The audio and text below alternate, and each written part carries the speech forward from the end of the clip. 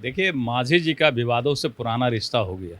एक बार मांझी जी गलती से मुख्यमंत्री बन गए और उसके बाद से उनको लगता है कि हमको कोई पूछ ही नहीं रहा है कि रावण वाला चरित्र आपका है। रावण जो जितना कुकर्मी था, जितना पापी था, इसका मतलब आप भी उसके समर्थक है, तो आप भी कुकर्मी हैं, आप भी पापी हैं। जब जब महागठबंधन में जाते हैं नीतीश कुमार जी, तब तब ये तुष्टीकरण का काम करते हैं।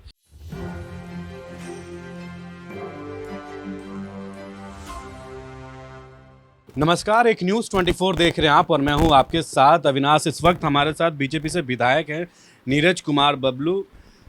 सवाल ये है नीरज जी कि जिस तरीके से बिहार के पूर्व मुख्यमंत्री जीतन मांझी ने एक बयान दिया, उसमें ये कह दिया है कि राम से ज़्यादा बढ़कर रावण है, रावण का भूमिका ज़्यादा है। इसको कैसे देख रहे हैं? अभी इस तरीके का बयान मांझी जी दे रहे हैं। देखिए, मांझी जी का विवादों से पुराना रिश्ता हो गया। एक बार मांझी जी गलती से मुख्यमंत्री बन गए और उसके बाद से उनको लगता है कि हमको कोई पूछ ही नहीं रहा है, हमको आइडेंटिटी क्राइसिस हो गया है। तो विवादित बयान देते रहते हैं कि लोग उनको जाने, उनको पूछे। ऐसे भी उम्र ऐसी हो गई है कि मुझे लगता है कि मानसिक स्थिति बिगड़ सा गई है। क्या बोलते हैं उनको खुद पता नहीं होता। एक बार कुछ बोल देते हैं, फिर पूछेगा, बोलेगा हम ऐसा कहाँ बोले हैं। तो ये स्थिति है और मुझे लगता है कि एक बार वो बोले हैं कि ये काल्पनिक है राम। जब आप कह रहे हैं एक बार कि राम काल्पनिक है, तो जब राम काल्पनिक है तो रावण कहाँ से हो आ गए? और रावण का आप तारीफ कर रहे हैं, इसका मतलब रावण सही है, राम नहीं थे। तो ये अपने आप में उनके बयान में ही विवाद है। अगर आप राम को मान रहे हैं तो रावण को मानिए, रावण को मान रहे हैं तो राम को मानिए कि भाई ठीक है, दोनों थे। एक तरफ आप कह देते हैं कि राम काल्पनिक थे, तो जब राम काल्पनिक थे तो रावण भी काल्पनिक थे। आप दोनों का काल्पनिक रावण की मानिए। भूमिका को बोल रहे हैं कि वो ज़्यादा महत्वपूर्ण है राम से। जब दोनों काल्पनिक थे तो भूमिका महत्वपूर्ण कहाँ से आ गई? तब तो स्टोरी है, कहानी है।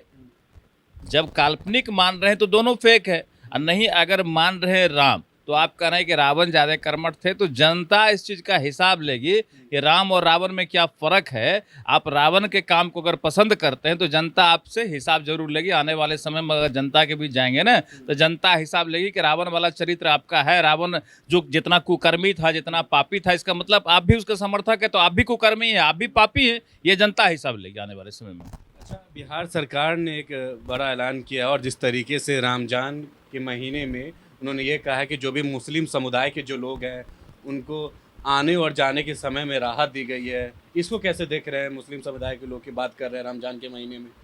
देखिए, ये जब जब महागठबंधन में जाते हैं नीतीश कुमार जी, तब तब ये तुष्टीकरण का काम करते हैं। ये तुष्टीकरण का काम होता है, किसी जाति धर्म विशेष के लिए तुष्टीकरण का काम है। अगर आपको करना है तो सबों को फैसिलिटी देना चाहिए। अब होली है, दिवाली, इसमें आपको भी फैसिलिटी देना चाहिए, आपको भी इसमें हिंदू के लिए भी करना चाहिए। तो ये तुष्टीकरण का काम अगर करते रहेंगे तो जनता हिसाब लेगी कि तुष्टीकरण आप एक धर्म के विशेष को लोगों को करते हैं, तो उन्हीं के पास जाइए वोट के लिए।